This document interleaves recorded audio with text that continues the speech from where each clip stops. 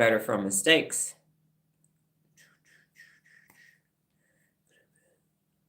One of the things I have learned since being personally accountable is that I'm more fearful than I thought. That's an honest assessment. I don't like taking risks because they make me feel uncomfortable. I don't like change or new things.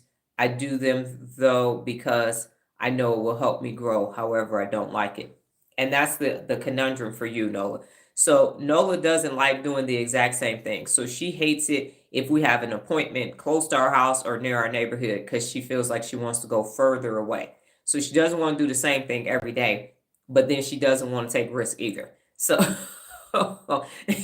it's interesting how it's like, but I don't want to go. I couldn't have a job because then I have to drive to the same place and park in the same parking spot and go do the same thing. That would drive me crazy. And we even had a discussion the other day that if we have to do a 9-drawer dresser, she doesn't want to do it because it's the same over and over. But she could put together three-drawer nightstands and it would still be 9 drawers because it will be finished and it could move. But the monotony, by the time she gets to the 4th or 5th drawer of putting the rails on, because some rails I can't put on because they're the sliding ones, and we'll get to that 5th or 6th drawer and now she is over it. I'm like, I'm done. So if we have to put together 50 Billy bookcases, it's not going to be a good appointment. But if it's 50 different things at an appointment, no problem.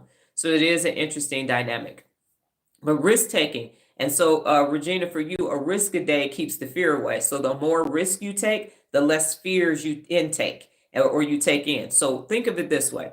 Every time you take a risk, you're usually, or you should be, in your executive function because this is something you never done before. So you got to be there, you got to be present, and you have to do that. And what you're training your brain to do is to stay in the executive function. Because if you're fearful, now you're not in the executive function and you are now sitting in a hijacked amygdala state, fight, flight, freeze, or appease, but there's no saber-toothed tiger coming after you. So when you take small risk, you could take a risk and eat a different menu item. Go to your favorite restaurant and eat something different. Even if it's nasty, you're like, okay, I don't like that, but now I know. If you go to the store, take a different route to the store. Wear something different. These clothes that people say for a special occasion, wear evening gown to the grocery store and just see what happens. Just put a tuxedo and just go to the store. Go now. Don't pump gas. You don't want to mess up your good clothes, but just go somewhere where that isn't the attire. And just be in there. Like, what in the world is he doing with a tuxedo on in Del Taco?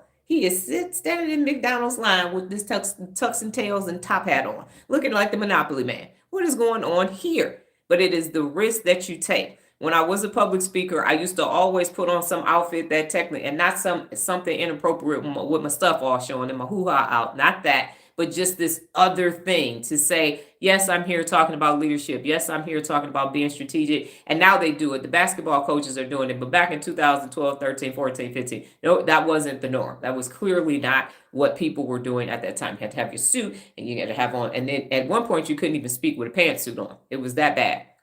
I don't know why, but it just was. So take these risks every single day so that you are increasing your brain's ability to stay in the executive function and you're minimizing your fear. Fear is going to show up. It is. I still have fear. I told you, every time I push this button before I go live, I'm like, whew, what is going to happen today? So it's not there. Susan Jeffers wrote a great book. It's called Feel the Fear and Do It Anyway. I highly recommend it. I have no attachment or affiliation with her whatsoever. It's just a good book. I have to say that so it won't seem like I'm promoting somebody's stuff because I didn't check that on the live when I first started.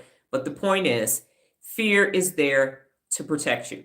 It is awareness. This didn't work. You know what I'm saying? Back in the day, if you touched the stove, your parents or some older person said, don't touch that, it's hot. If you touched it and burned your hand, you say, ooh, that's hot. I'm not going to do that anymore. So it is to learn, for you to use it to learn to stay away from danger or protect yourself from danger. But it is not being used in that capacity in today's society. And as a result, very few people are operating their executive function on a day-to-day basis, and that's the problem. That's why we have so many issues in the world, because everybody is sitting there making all of these emotional decisions, hoping that somebody rational is going to come and rescue them from themselves, and that bus is not coming.